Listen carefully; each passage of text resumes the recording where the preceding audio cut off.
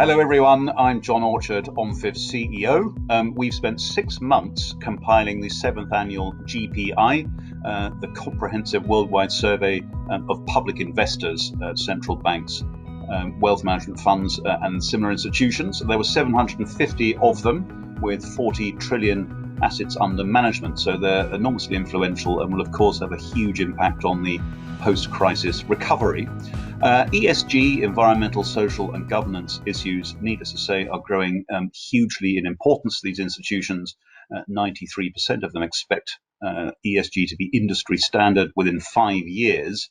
But the survey also showed considerable barriers, such as no consistent approach to benchmarking or data sources. Today, I'm going to talk about those issues with Bank of New York Mellon, Hani Kablawi and Francis Barney. We were very pleased to partner with them on the sustainability research you'll see in our GPI publication. Hani Kablawi is the head of international and chairman of EMEA. He's also a member of the OMFIF advisory board. And Francis Barney is managing director and head of global risk solutions at BNY Mellon.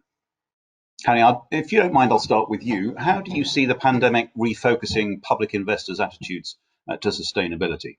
The COVID-19 pandemic has highlighted the fragility and interconnectedness of our global society and economy, and will therefore have sharpened investors' awareness and focus on non-financial sources of risk. The research that we conducted together, OMFIF and BNY Mellon, ahead of the pandemic found that 85% of public investors have had an ESG investment policy or program in place, with another 11% developing one. 96% said that they have increased their focus on ESG investing over the past 3 years, and all 100% of them anticipated that ESG principles will grow in importance at their institutions.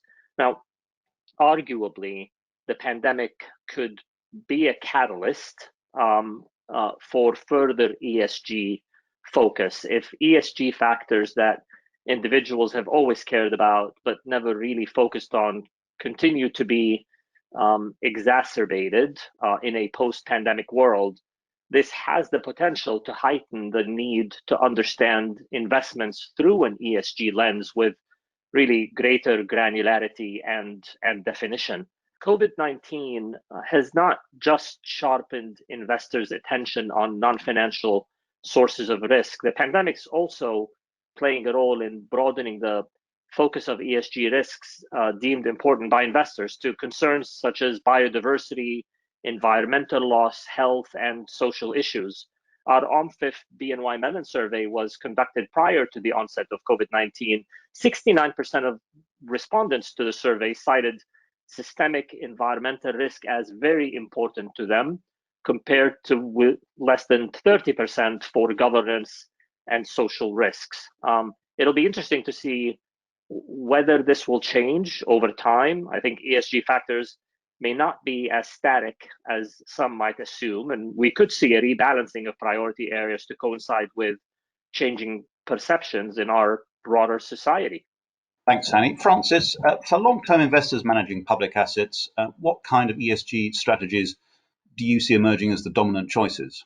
Negative screening is still the most commonly used approach to ESG investment approaches, but we do see a rise in other approaches to ESG investing, specifically ESG integration, where investors are incorporating non-financial or other dimensions of environmental or socially responsible or corporate governance factors as a component of fundamental investment analysis. So that's definitely a growing approach to ESG investing. And thematic investing is another area that we see public investors in particular really focusing on and developing their approaches to enable increased investment in this area going forward. We do see also a significant interest from some of the largest public investors in infrastructure and green bond investing. And this is an area that there's a tremendous demand for this type of investment approaches. And we think that there is likely to be a growing supply over time to meet the demand that's being expressed by the market.